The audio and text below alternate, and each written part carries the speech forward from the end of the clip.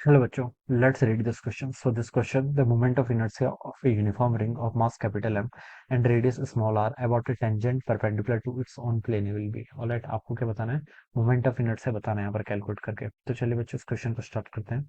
So we can write down the key concept of this question. The key concept of this question is आपको moment of inertia of a uniform ring of mass capital M and radius small R about a tangent moment of inertia बताना है basically. ठीक है, moment of inertia लिख लीजिए इस question का की कॉन्सेप्ट. ठीक है, और वैसे ना पैरेलल एक्सिस थ्योरम हम यहाँ पर यूज करने वाले हैं. कैसे करने वाले हैं सर भी आते हैं. तो मोमेंट ऑफ इनर्शिया पे यूनिफॉर्म रिंग, एक कोई यूनिफॉर्म रिंग है. ठीक है, यूनिफॉर्म रिंग को ड्रॉ कर लेता हूँ पहले. This is my uniform ring. Uniform ring इस तरीके से, ठीक है, इस तरीके से कोई रिंग है, प्रॉपर तो नहीं है, नहीं बट इस तरीके. ठीक है, this is the ring. Alright, this is the axis, जो एक्सिस आपके इसके सेंटर ऑफ मास से पास कर रहा है. ठीक है, ये आपका एक्सिस है, इसको डार्क लाइन से रिप्रेजेंट कर लेते हैं. This is the axis. ठीक है, ये इसके सेंटर ऑफ मास से पास कर रहा है. अब बच्चों देखिए, हमें पता है रिंग का जो मास का डिस्ट्रीब्यूशन होता है वो कहाँ पर होता है, उसके सिर्फ उसके लेंथ पर होगा. ठीक है, ये लेंथ पर. तो इसका जो मोमेंट ऑफ इनर्शिया, राइट, इसका मास एम है, रेडियस कितनी आर के इक्वल है.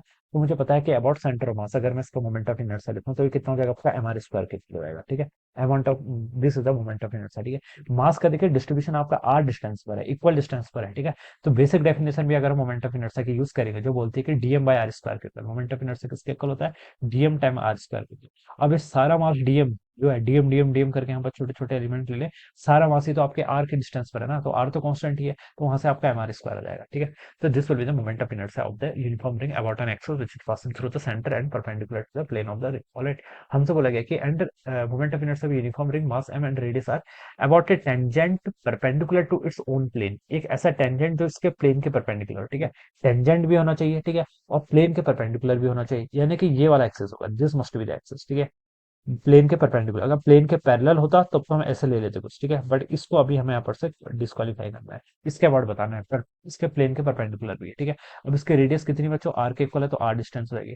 अब पैरेलल एक्सिस थ्योरम का यूज कर लीजिए बच्चों. पैरेलल एक्सिस थ्योरम क्या बताती है, पैरेलल एक्सिस थ्योरम बताती है moment of inertia about this axis, let I के इक्वल है, और इसके about I C O M. ठीक है, तो मोमेंट ऑफ इनर्शिया आई, आई के अबाउट अगर आपको फाइंड आउट करना है तो आप क्या कर लीजिए, पहले सेंटर ऑफ मास के अबाउट फाइंड आउट कर लीजिए, फिर इस डिस्क का टोटल मास कितना है एम, उसको आप मल्टीप्लाई कर लीजिए कितनी, इन दोनों के बीच के परपेंडिकुलर डिस्टेंस के स्क्वायर से. ठीक है, ये आ जाता है आपका.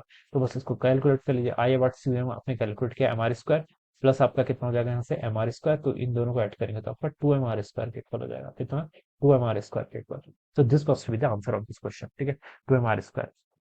आर देखिए इसमें रेडियस स्मॉल और यूज किए क्वेश्चन में, तो हम यहाँ पर स्मॉल से रिप्लेस कर लेते हैं. So this would be the answer. तो इसका राइट आंसर आपका फर्स्ट ऑप्शन हो जाएगा. Okay, so I hope you are understood this concept. All the best and thank you so much.